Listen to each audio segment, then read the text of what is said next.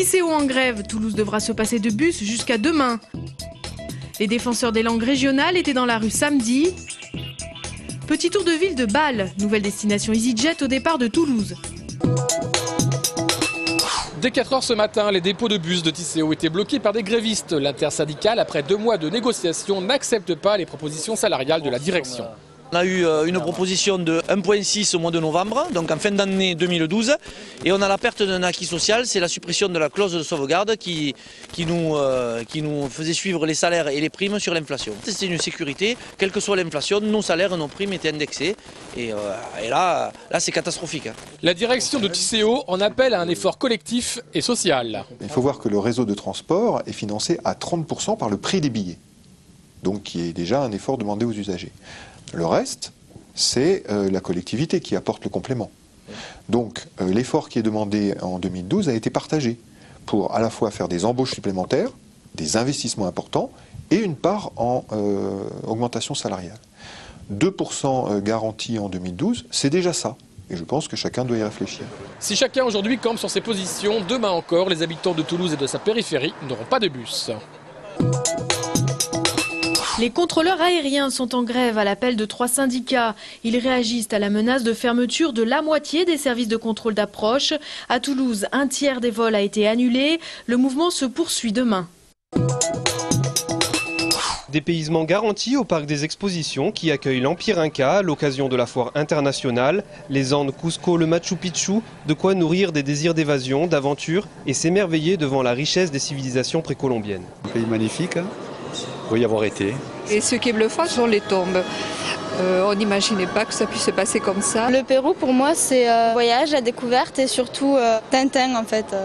Parce que j'ai connu le Pérou par Tintin. C'est aussi l'occasion de découvrir les coutumes sud-américaines, de l'art vestimentaire à la cuisine traditionnelle, sans oublier les poteries et autres marionnettes. À voir jusqu'au 9 avril.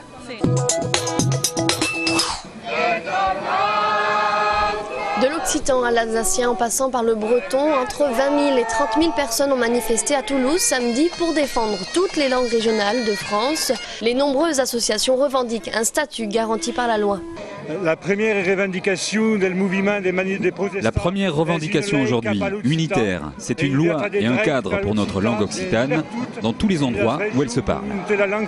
La France a refusé donc de ratifier la Charte européenne des langues régionales et minoritaires, se refuse de donner une loi et donc des droits aux langues régionales et elle est tout simplement en dehors des clous par rapport à ce que demande l'Europe. Eva Joly, candidate écologiste à la présidentielle, présente sur les lieux accompagnée de José Bové, estime que les régions doivent pouvoir choisir une langue régionale comme co-officielle avec le français. Pour moi, ce qui est important, c'est le lien de cette langue avec notre histoire. Et je ne veux pas que nous perdons ce fil avec d'où nous venons. De retour sur Paris dimanche, la candidate Eva Joly, victime d'un choc à la tête, est restée en observation toute la nuit. Ce week-end ont eu lieu différentes actions en Midi-Pyrénées dans le cadre du SIDA Action 2012. Des associations locales ont participé à la récolte des dons et à une action de prévention. En effet, la région n'est pas épargnée par la pandémie. On estime à peu près à 100 nouvelles contaminations chaque année sur Midi-Pyrénées, ce qui n'est pas rien. Pour l'instant, c'est une connexion estimative. Évidemment, tout le monde ne se fait pas encore dépister. Pour ça, vous pouvez très bien aller à l'hôpital Lagrave, à Toulouse, vous faire donc dépister anonymement et gratuitement, bien sûr. Les dons sont possibles tout au long de l'année. Contre l'exploitation du gaz de schiste, 300 militants se sont rassemblés à Toulouse samedi devant le monument aux morts.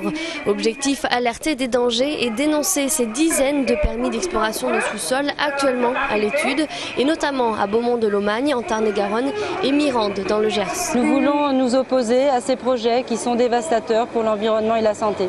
C'est quand même pour l'avenir de nos enfants, de la suite de la vie qui est à valoriser en grain, c'est-à-dire la vie sur Terre qui a besoin d'être protégée et pour tous, pour le bien-être de tous. La loi du 13 juillet 2011 interdit l'exploration et l'exploitation d'huile et gaz de schiste par fracturation hydraulique. Pourtant, des permis de recherche ont déjà été attribués. Nous croyons que la loi nous protégeait et il n'y a pas une véritable protection.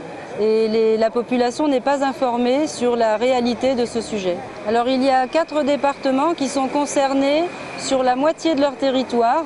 Donc le Gers est concerné sur plus de la moitié de son territoire, le Tarn-et-Garonne, la Haute-Garonne et le Lot-et-Garonne. L'hydrofracturation, c'est fracturer la roche sous forte pression pour libérer le gaz, une technique qui emploie de grandes quantités d'eau, de sable et de produits chimiques.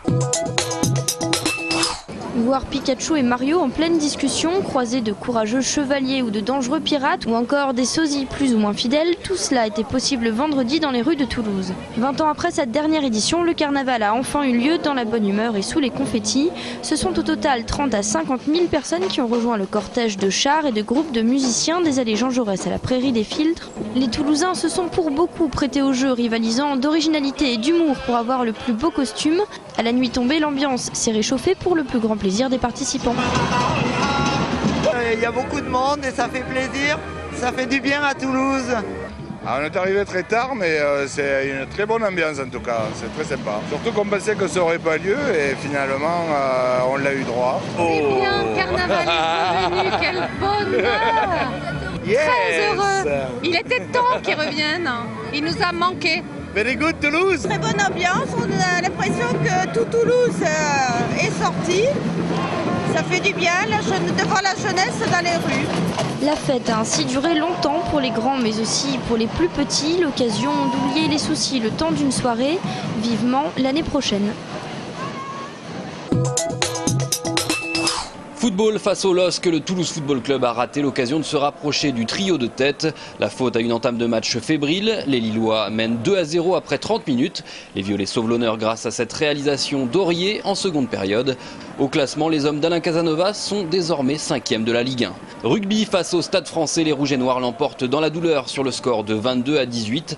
Un seul essai dans cette rencontre, il est l'œuvre de Florian Fritz. À noter les 17 points au pied de Lionel Boxis.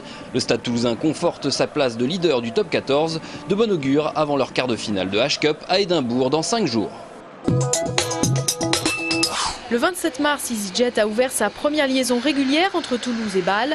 La compagnie low cost assure désormais 3 vols par semaine vers cette petite ville du nord de la Suisse, fortement marquée par sa situation géographique. C'est une ville frontière. On a l'Allemagne et on a la France tout près. Alors ça, c'est quelque chose de très spécial. On a l'habitude vraiment de traverser les frontières. Il y a beaucoup de gens, bien sûr, qui vont faire des courses en Allemagne ou en France ou dans des restaurants. Les Bâloises, ils sont très ouverts. Ils aiment les étrangers, ils aiment parler différentes langues. Les Bâlois jonglent quotidiennement avec les langues français, anglais, parfois italien et bien sûr leur langue maternelle. La langue maternelle, ça c'est le suisse-allemand, ça c'est un dialecte, c'est-à-dire on écrit en allemand, mais on parle en suisse-allemand. Bâle est une ville riche grâce notamment à l'industrie chimique et pharmaceutique. Le Rhin qui coupe la ville en deux est navigable jusqu'au port de Rotterdam. C'est le lieu de détente par excellence des Bâlois qui ne dédaignent pas une petite baignade dans ses eaux. La vieille ville est en grande partie piétonne et ses habitants adeptes des transports en commun et bien sûr du vélo. Quant à la culture, cette petite ville de 190 000 habitants ne compte pas moins de 30 musées.